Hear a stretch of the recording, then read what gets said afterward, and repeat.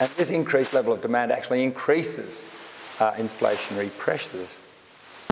And of course, as I'm sure you're all aware, one of the other big, perhaps the most severe problem facing our country that has been exacerbated by population growth, but one that no one dares mention, is climate change. Work by the Australia Institute, which I used to work for, showed that the greenhouse gases of the average immigrant coming to Australia are about double those that that those people would have generated had they not migrated. And a few years ago, Hal Turton and I modelled the effects of a high versus low immigration scenarios on the expected growth of Australia's greenhouse gas emissions through to 2020. And compared to a policy of zero net migration, a high immigration scenario at around about 140,000 people per year would see our emissions increase by an additional 16% by 2020, or an extra 65 million tonnes of greenhouse gas emissions each year. Yet as the Rudd government looks down the barrel of major emission cuts between now and 2020, and we should just say, thank God, at last taking this extraordinary problem seriously. But with that huge challenge facing them, major emission cuts between now and 2020, and even bigger ones beyond that, no one in government will mention population growth, one of the major causes of rapid expansion of Australia's emissions. Now, in his interim report to the Rudd government, Ross Garnaut, in several places, acknowledges the fact that population growth, both in fast-growing economies in the developing regions of the world and in mature economies like Australia, will mean higher rates of growth of greenhouse gas emissions. It will increase the difficulty of the problem that we have to tackle. It will require more stringent and more costly programs to reduce emissions to the absolute levels required to minimise the chances of dangerous climate change occurring. But it does seem that Garnaut seems to accept that whilst population growth will make the task possibly much more difficult, he doesn't seem to count it as one of the policy levers to be pulled in this country to reduce the growth in emissions. I suspect he simply thinks that it's not politically palatable, so there's no point in talking about it. Just as a digression on the Garnaut report, which generally is an extremely good one, one of the things Garnaut does right up front is he takes a good hard look at science, the most recent science, not so much the cautious science expressed in the IPCC's report, the science which is now 3 or more years out of date, but a hard look at the most recent science being generated by people like James Hansen at the Goddard Centre. And one of the great merits, perhaps the great merit of the Garnaut report, which came out a couple of weeks ago, policy solutions and the direction in which his thinking is going are tied very, very closely to what the science is telling us as to what we face this century and the task ahead of us. And he's done what I don't think anyone else has done in quite such stark terms. Those of you who've had a look at the IPCC reports will know that, that they're based on a number of projections or scenarios about how the world could unfold over the next century, whether we're going to have high levels of population growth and economic growth and greenhouse gas emissions, what the levels of technology are likely to be, the extent to which they'll be based on fossil fuels or alternatives and so on.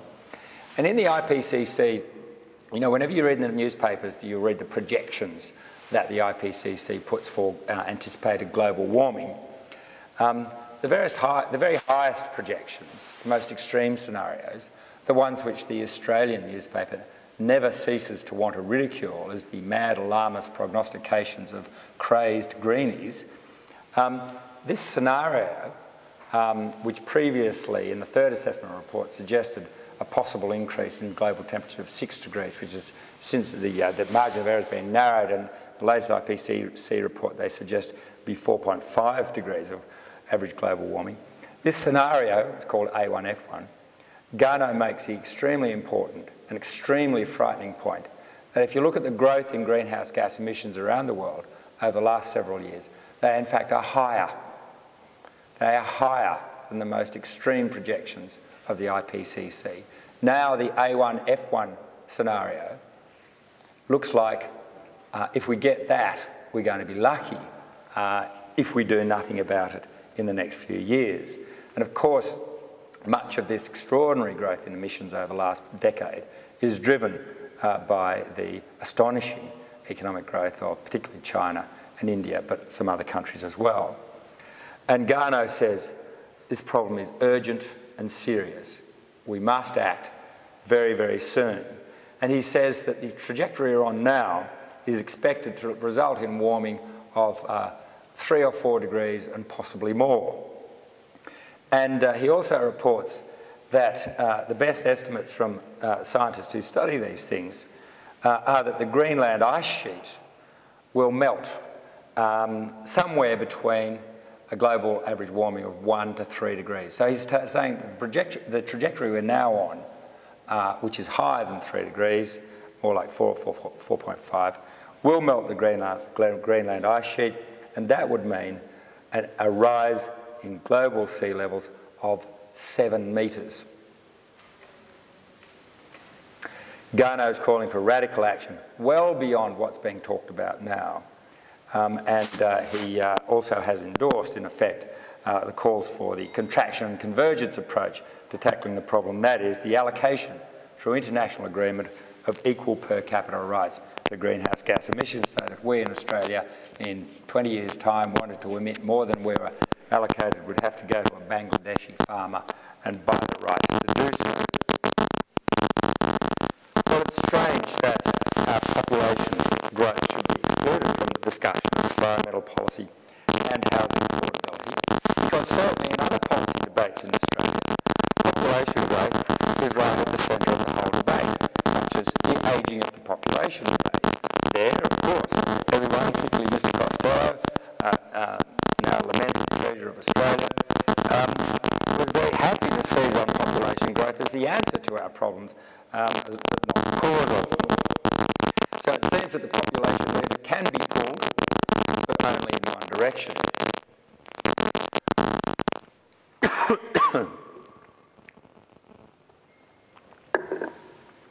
One of the keenest advocates of unrestrained population growth in Australia is the Conservative columnist Angela Shanahan.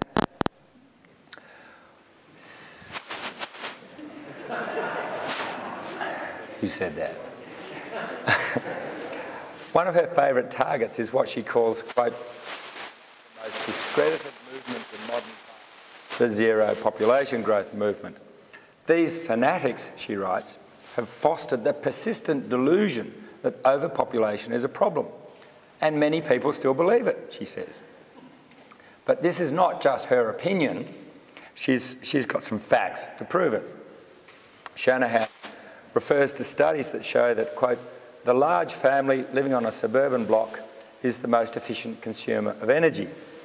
The more people in a household, the less per head they consume, she says. Not quite understanding that when you multiply a per person figure by more persons, you probably get a bigger number. And while Shanahan focuses on per capita, she forgets, of course, about the absolute number. But other pro-growth people focus on the absolute and forget about the per capita.